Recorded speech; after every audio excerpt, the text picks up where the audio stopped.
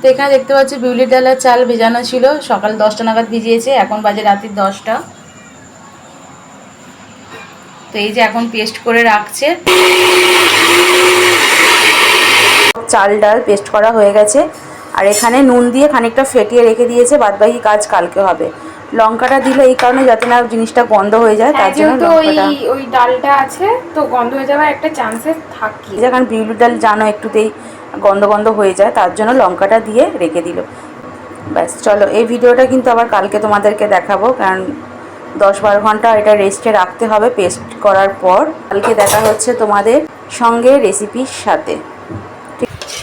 তো সকাল হয়ে গিয়েছে, আর এই যে মেয়ে ইডলি বানাচ্ছে, খানিকটা ইডলি হয়ে গেছে আর রেস্টে ছিল, মানে অনেকক্ষণ রেস্টে ছিল, এখন বাজে প্রায় 12টা বেজে গিয়েছে। তারপরে এই যে এখানটা করে এই ইডলি মেকারের মধ্যে তেল মালিশ করছে থালাতে। এই যে পুরো রেডি হয়ে গেছে, আর এই যে আমাদের এরকম একটা ইডলি মানে বড় কড়া আছে, কড়ার মধ্যে এটা সেটেরই করা, এটা সেটেরই করা। তোল এটা তোল একবার। এই যে ঝাঁঝরি থালার নিচে জল আছে, সেটা সবাই জানো, আর তার উপরে এই যে থালাটা দিয়ে দিচ্ছে, দিয়ে এবার এই চাপাটা দিয়ে চাপা দিয়ে দেবে। এই যে চাপা দিয়ে দিল, আর ওপর তো এই যে নামানো হয়ে গেছে। আর এই যে দেখো চাকু গিতে দেখি একদম চাকুতে লাগছে না, তার মানে পুরো রেডি, সুন্দর সেদ্ধ হয়ে গেছে। এবার আস্তে আস্তে একটা তুলেছি, তলে লেগে গেছে, তো চলো আর একটা তুলে দেখি।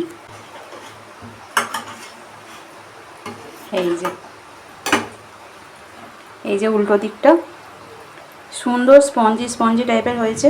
দাঁড়াও সব কটা তুলে নিই আগে।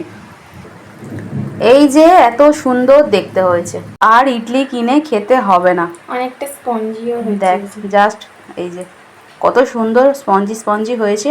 আর এই যে চাটনিটা সেদিনকে করেছিল, লাল চাটনি, এই যে লাল চাটনি সেদিনকে বানিয়েছিল, তো চাটনিটার একদিন করবে, সে কিরমভাবে করবে না করবে তোমাদের দেখাবো। চাটনিটা খুব টেস্ট হয়েছিল, পুরোটাই মেয়ে করেছে, আমি কিচ্ছু করি না, আমি অল্প অল্প হেল্প করেছি। তো এই যে চাটনি লাগাচ্ছে, তারপরে খুব টেস্ট হয়েছে, খুব মানে পুরো দোকানের মতোই হয়েছে। আর ইডলি কিনে খেতে হবে না, ইডলি বানানোও শিখে গেল।